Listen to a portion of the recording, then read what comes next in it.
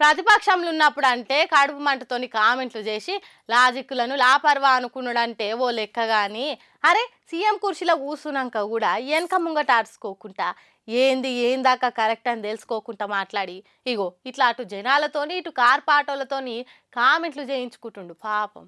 Cover చేసుకుందామని వచ్చి ఇంకింత పరుగు తీసుకున్నాడు అంటే ఇదే కావచ్చు పొర్రి. ఆదాని ముచ్చట్ల ఆగమయ్యే వరకల్లా ఆయన ఇచ్చిన 100 కోట్ల చందాన్ని వెనక్కిస్తున్నా అని సీఎం రేవంత్ సార్ బయటికి వచ్చి చెప్పుకుంటా పనులే పని పడుంటది కదా అని కార్ పార్టీ మీద కూడా 6 దోషుల ఎర్రమన్న ఎత్తిపోసిండు కదా. మాటల మాట అదాని కంపెనీ అయిన మైక్రోసాఫ్ట్ కెళ్లి పెట్టుబడులు తెచ్చిర్రు బీఆర్ఎస్ వాళ్ళు అనే వరకల్లా అది గట్టిగానే మిస్ ఫైర్ అయింది. ఏంది మైక్రోసాఫ్ట్ అదానిదా, ఈ ముచ్చట మాకు ఇన్నొద్దులు తెలియకపాయే అనుకుంటా నెటిజనాలు పోటీల మీద పోస్టులు వేస్తుర్రు. ఇక ఇవాళ కేటీఆర్ అయితే పాయింట్ టు పాయింట్ మాట్లాడుకుంటా రేవంత్ రెడ్డికి షిప్ దొబ్బిందనుకుంటా ఇగో ఈ తీర్లాడ్చుకుండు. ఇంకా విచిత్రం, సారు ఇదివరకు కూడా లక్ష్మయ్య సార్ కూడా ఐటీ మినిస్టర్ గా పనిచేసినారు, వారికి తెలుసు. పాపం చిట్టినాయుడికి ఏమో తెలియదు ఎవడని చెప్తుంటాడా అంటే వినడు, అదో పెద్ద బాధ. ఆయన ఎంత మూర్ఖుడు అంటే, మేము కేసీఆర్ గారి ప్రభుత్వంలో రెండు దఫాలుగా మైక్రోసాఫ్ట్ నుంచి 31,000 కోట్ల పెట్టుబడులు డేటా సెంటర్ రంగంలో తీసుకొచ్చాం.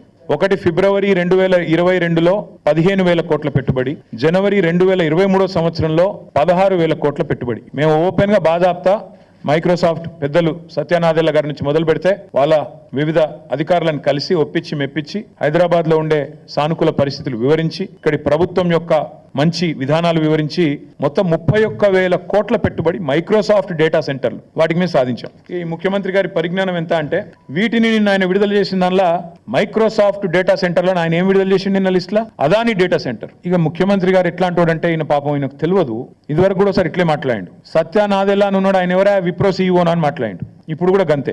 ఈడితోనే ఏం ఆగలే, నేషనల్ హైవే ప్రాజెక్టులు కూడా మా ఏలువడిలు ఇచ్చినాం అని ఏదేదో మాట్లాడుతుండు. అదేం లాజిక్కో మరి అనుకుంటా సీఎం బద్నాం చేసిన ముచ్చట మీద బాగా చెప్తా క్లారిటీ ఇచ్చిండు. ఆయనకు కాకపోయినా ఆయన కూర్చున్న కుర్చీకాన్ని నిలివిచ్చి జర తిట్లు తక్కువ చేద్దాం అని కార్పాటోలు కష్టపడి ట్రై చేసినా గానీ రేవంత్ రెడ్డి మాత్రం రెచ్చిపోతుంటా మాట్లాడి బీఆర్ఎస్ వాళ్ళు బీపీలు తెచ్చుకొని ఇట్లా మందిల మాటలు అనేది ఆంక ఊకుంటలేడుగా అనుకుంటా గులుగా పట్టిర్రు కొన్నొద్దుల సంధి సీఎం సార్ మీద సీరియస్ గా వస్తున్న కామెంట్లు కామన్ పబ్లిక్.